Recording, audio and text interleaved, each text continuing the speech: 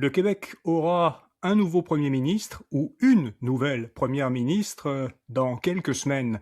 C'est d'ici le 12 avril que la CAQ doit se choisir un nouveau chef pour remplacer François Legault et le gagnant ou la gagnante remplacera François Legault à la direction du gouvernement pendant au moins quelques mois.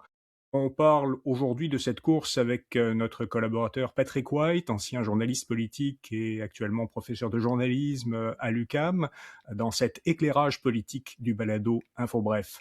Patrick, peux-tu nous donner quelques éléments de contexte et nous dire un peu quelle est l'ambiance de cette course jusqu'à présent? Ben, une ambiance dans la mesure où on a hâte que ça se termine, hein, parce que M. Legault a démissionné en janvier après presque 8 ans au pouvoir et le gouvernement en ce moment peut pas vraiment agir parce qu'il y a quelqu'un qui va être aux commandes de l'État et de la coalition Avenir Québec à partir du 12 avril prochain. On parle de deux ex-ministres, Bernard Drinville et Christine Fréchette. Donc c'est une course qui génère peu d'intérêt dans la mesure où la CAQ est dans le fin fond des sondages.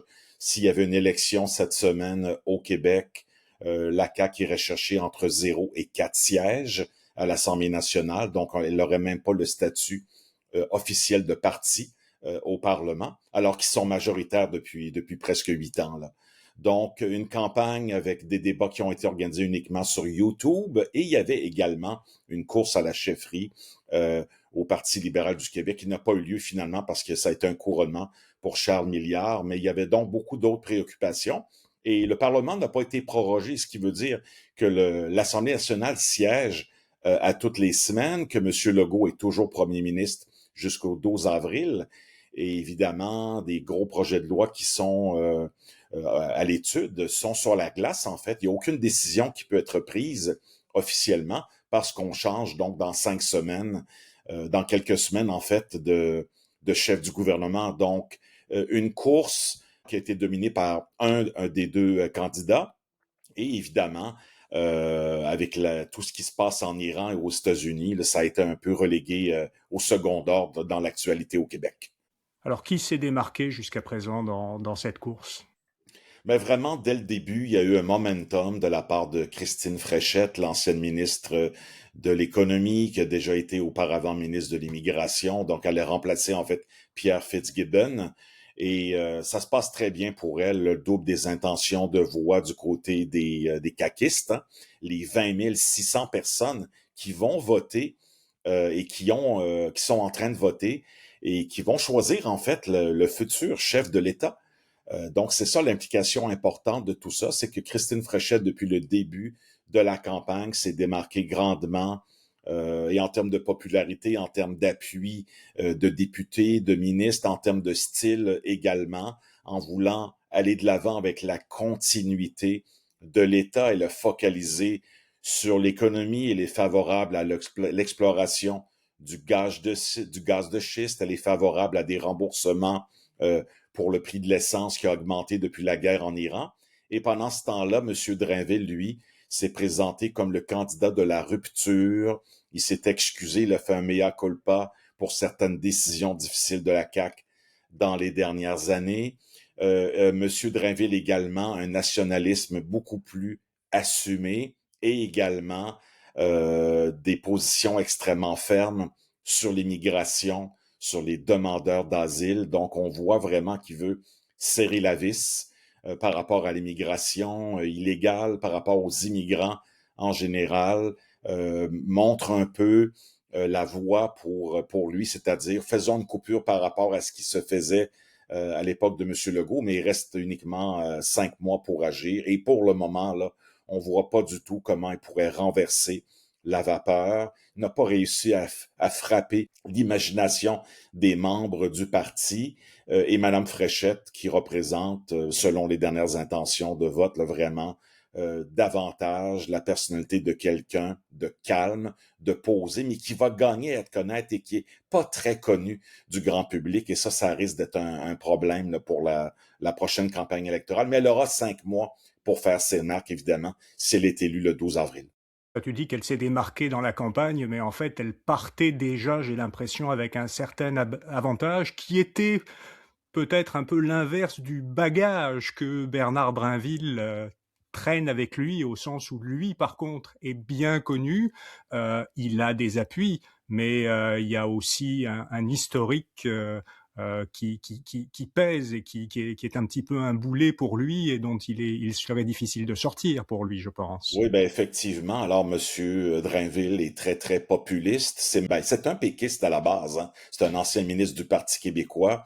C'est lui qui avait pensé l'idée de la Charte des valeurs québécoises qui avait entraîné la défaite du Parti québécois aux élections de 2013. Donc, évidemment, ça a laissé de très mauvais souvenirs chez les souverainistes et son attitude populiste en général, autant à la radio, dans ses années au FM 98,5 que dans son retour à la CAQ. Il a toujours voulu jouer un peu le rôle, le bon père de famille, mais extrêmement positionné à droite. Et ça ne l'a pas aidé là, avec ses politiques sur l'immigration et les demandeurs d'asile durant la campagne. Et Mme Fréchette, pendant ce temps-là, avait beaucoup, beaucoup d'appui et est allée également se présenter comme quelqu'un qui voulait moins d'intervention de l'État au plan économique, alors que dans les faits, selon une enquête de Québécois cette semaine, elle a dépensé plus en investissement économique dans les entreprises, donc les subventions qui sont dénoncées de toutes parts. Donc, elle a essayé, elle a réussi pour le moment à se démarquer comme étant la personne qui pourrait faire la transition jusqu'à l'élection du début octobre 2026, donc dans quelques mois, mais étant consciente également que les chances de réélection de la CAQ sont autour de zéro. C'est ça la réalité en ce moment-là. Les deux candidats se distinguent un petit peu plus à mesure que cette course à la chefferie se rapproche de son terme. En même temps, qu'est-ce que ça va changer au sens où que vont-ils pouvoir faire l'un ou l'autre une fois arrivés au pouvoir d'ici les élections? Ouais, ben, ce qui va être intéressant de suivre, c'est qu'est-ce qu'on fait avec les négos, avec les médecins spécialistes, par exemple. Est-ce qu'on remet de l'argent sur la table? Est-ce qu'on laisse tomber le projet de constitution québécoise? Là, il y a un groupe de 800 personnalités cette semaine qui s'opposent fermement à cette constitution-là. Qu'est-ce qu'on fait avec la loi, une loi qui attaque directement les organisations syndicales pour imposer une transparence que le gouvernement veut leur imposer. Donc, il y a beaucoup d'enjeux que devra résoudre la future première ministre ou encore M. Drainville. Mais la glace est mince, la marge de manœuvre est très, très mince. On ne pourra pas faire de réformes importantes de l'État avant le début octobre prochain. Mais s'il y a une grande, grande crise au Québec d'ici ce moment-là, ben là, ça pourrait permettre à M. Drainville ou Mme Fréchette de se distinguer, de gagner des points. Mais dans les sondages, en ce moment, évidemment, le Parti québécois est légèrement en avance, mais à l'intérieur de la marge d'erreur. Donc, les libéraux, avec M. Milliard, ont fait du progrès dans les intentions de vote, mais le vote francophone pour le Parti libéral du Québec, il est autour de 15% en ce moment, là. Donc, on se dirige vers un gouvernement péquiste minoritaire ou majoritaire pour le moment, mais on ne peut pas exclure le fait que le PLQ, durant la campagne, en cognant le clou anti-référendaire, parce que le PQ promet un référendum sur la souveraineté dans le premier mandat, ça, j'ai l'impression que le PQ va devoir reculer sur cette promesse-là d'ici le début octobre, si on veut vraiment être élu majoritaire au début octobre. Et pour la CAQ, ça ne change rien. Peut-être qu'on va sauver les meubles au lieu d'avoir 4 sièges, peut-être 8, 10, 12 sièges, si Mme Fréchette ou M. Drainville réussissent à s'imposer dans l'actualité, dans la tête des gens avant l'élection. Alors la CAQ est vraiment dans la cave, dans les sondages, un peu moins que Québec solidaire, mais quand même pas mal bas. En même temps, il est arrivé quand même dans les dernières années qu'on ait des certitudes assez claires sur ce qui allait se passer aux élections. Je me souviens de moments où il était évident que les conservateurs de Pierre Poilievre allaient avoir une vague et devenir majoritaires. Après ça, le Parti libéral du Québec était presque inexistant sur la carte. Et puis, des changements, l'arrivée de nouveaux chefs ont quand même produit un certain effet.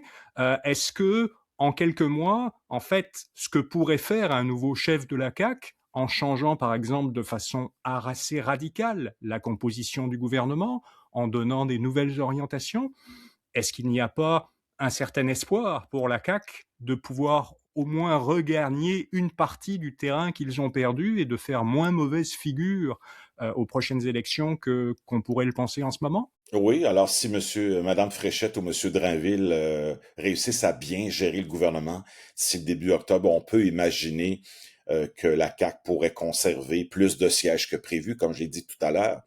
Et aussi, il y a Éric Duhaime du Parti conservateur du Québec qui est allé chercher beaucoup de membres, à 60 000 membres. C'est le parti au Québec qui a le plus de membres en ce moment, beaucoup plus que le Parti québécois. Donc, Éric Duhaime, c'est un énorme point d'interrogation. Il pourrait faire une percée importante à Québec, sur la rive sud de Québec, dans le nord du Québec, dans l'est du Québec également.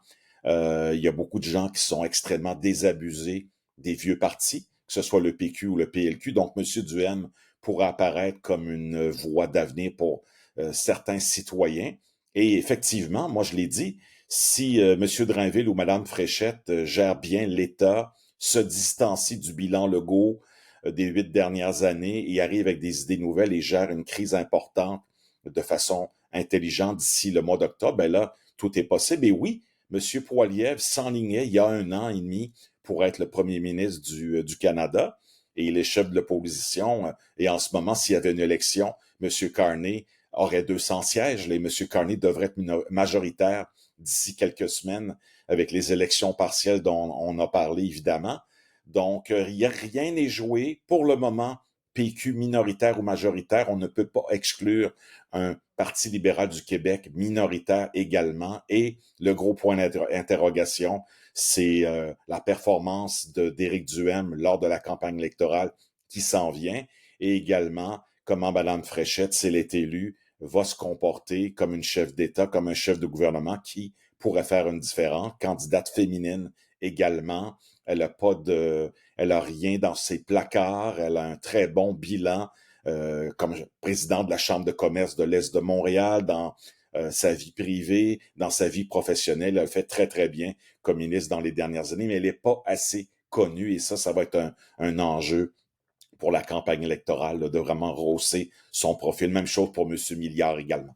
Si vous regardez ou écoutez cet épisode sur un service de diffusion qui vous permet de le commenter, eh bien n'hésitez pas à nous dire ce que vous pensez de cette course à la chefferie, des prises de position des deux candidats, peut-être aussi de vos prévisions sur ce qui va se passer dans les prochaines semaines. Merci Patrick, on ne te retrouve pas la semaine prochaine, mais exceptionnellement dans 3 semaines, mercredi 8 avril, pour un prochain éclairage politique. D'ici là, comme tous les matins, vous retrouvez Info Bref Matin pour vous résumer l'essentiel des nouvelles en 5 minutes. Vous trouverez les liens dans les notes de cet épisode, les liens vers nos infolettres, vers notre balado et aussi vers l'infolettre de Patrick White. Merci beaucoup, à très bientôt.